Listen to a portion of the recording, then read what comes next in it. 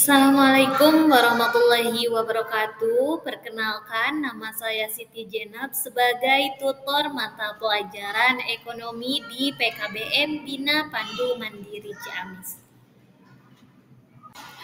Pada kesempatan kali ini di kelas 12 semester 1, saya akan membahas materi tentang persamaan dasar akuntansi. Baik warga belajar semuanya, pada pertemuan pertama kita telah membahas mengenai bagaimana kegunaan dari sistem informasi akuntansi. Nah, sekarang kita akan membahas tentang persamaan dasar akuntansi. Sebenarnya untuk apa sih kita belajar materi ini?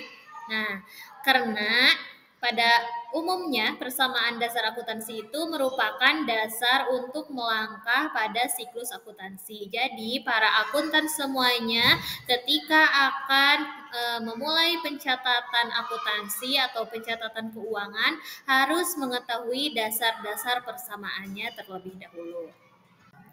Secara umum, persamaan dasar akuntansi merupakan konsep mendasar dalam dunia keuangan yang berfungsi sebagai dasar dari seluruh sistem pencatatan keuangan.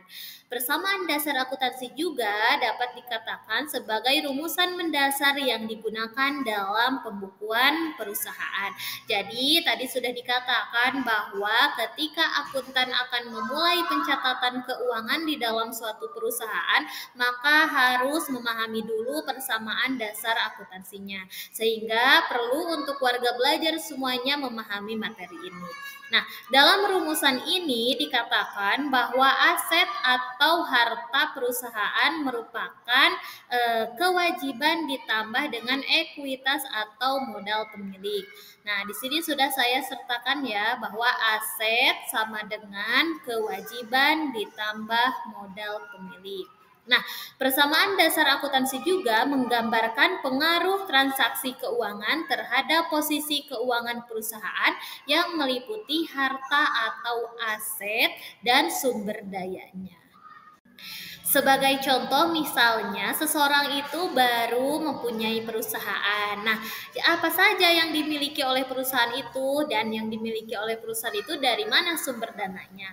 Nah, misalnya di sini ada perusahaan itu mempunyai kas 200 juta. Dari mana sumber dananya? Di sini sudah saya sertakan panah ya bahwa sumber dananya itu dihasilkan dari pemilik perusahaan yang menyetorkan uang pribadinya untuk modal perusahaan yang nantinya dijadikan kas sebanyak 200 juta rupiah.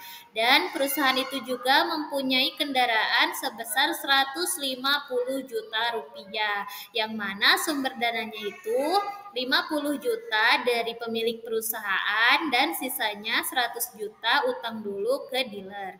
Nah, yang ketiga, perusahaan itu memiliki alat-alat komputer sebesar 20 juta rupiah, yang mana itu sumber dananya utang dulu ke toko sebesar 20 juta rupiah. Nah, tadi dikatakan bahwa persamaan dasar akuntansi itu adalah harta atau aset ditambah sama dengan kewajiban ditambah modal atau ekuitas. Jadi harta atau aset itu harus seimbang dengan modal ditambah kewajiban. Contohnya di sini kita hitung dulu asetnya ada berapa dan sumber dananya juga harus berapa. 200 juta ditambah 150 juta ditambah 20 juta itu hasilnya 370 juta. Nah, untuk sumber dananya juga harus sama, 200 juta ditambah 50 juta ditambah 100 juta ditambah 20 juta hasilnya juga 370 juta rupiah. Maka ini dinamakan dengan seimbang ya. Nah, jadi warga belajar semuanya harus diingat-ingat ya rumus dari persamaan dasar akuntansi, bahwa harta sama dengan utang ditambah modal atau aset sama dengan kewajiban ditambah ekuitas. Unsur-unsur persamaan dasar akuntansi yang pertama ada harta atau sering disebut juga dengan aset atau juga sering disebut dengan aktiva. Yang mana harta atau aset ini merupakan semua yang dimiliki perusahaan yang dapat dinilai dengan uang. Harta atau aset terbagi menjadi tiga, ada harta lancar, harta tetap, dan harta tak berwujud. Harta lancar merupakan harta yang habis dipakai atau umur ekonomisnya kurang dari 1 tahun.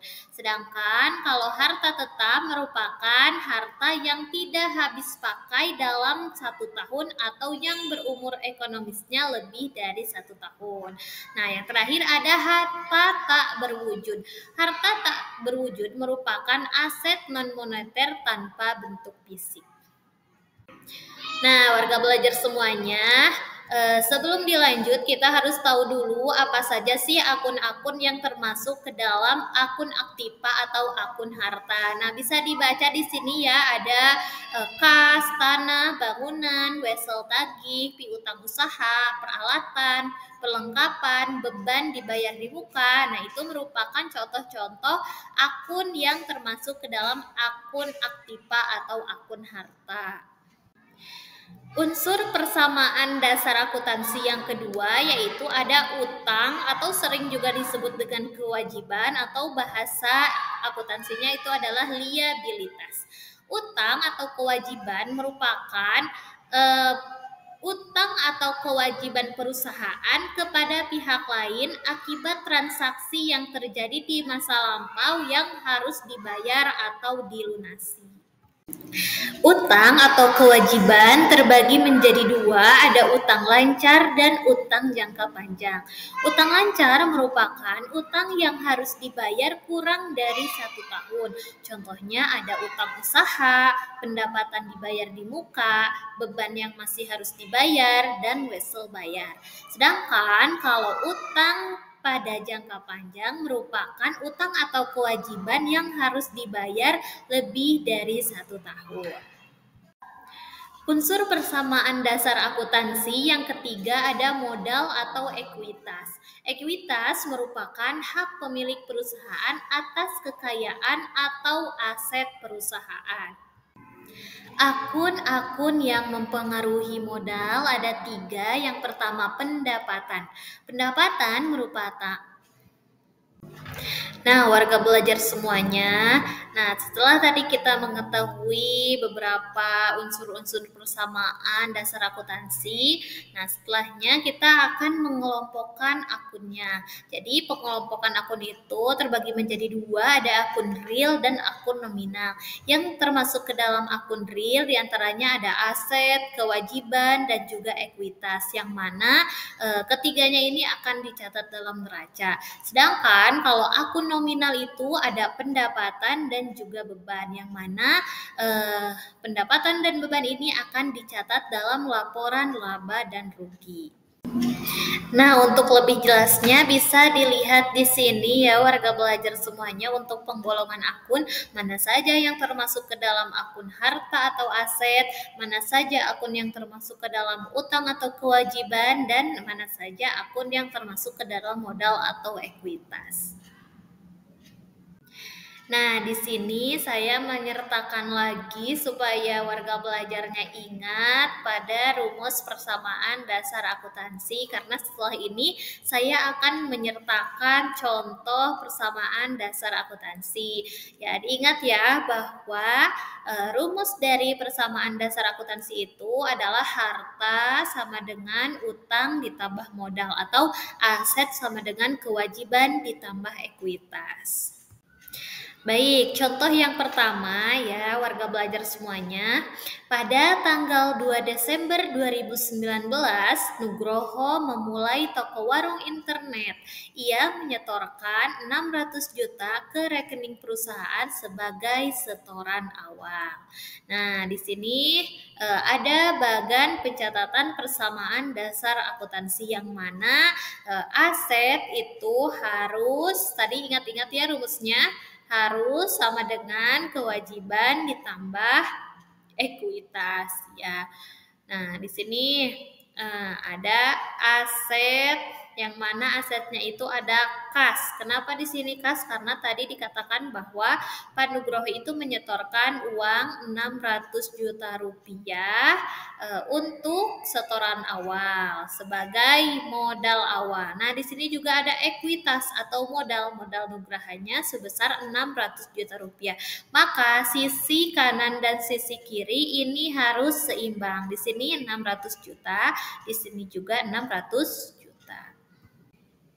Contoh yang kedua, pada tanggal 5 Desember 2019, Pak Nugroho membeli perlengkapan secara kredit sebesar 2 juta dari toko cahaya. Nah, di sini bisa ditulis ya, di dalam akun aset ada tadi saldo lama ada kas sebesar 600 juta rupiah. Nah, nanti di dalam asetnya ini akan bertambah perlengkapan ya. Karena tadi dikatakan bahwa perlengkapan itu termasuk ke dalam akun harta atau aset. Maka di sini ditulis tambah 2 juta rupiah karena perlengkapannya bertambah sebesar 2 juta rupiah. Nah, pada akun kewajiban dan juga ekuitas di sini kosong ya pada saldo lama, tetapi ada modal sebesar 600 juta rupiah. Nah, pada saldo baru di sini karena pembeliannya secara kredit, maka ini ditambahkan 2 juta rupiah.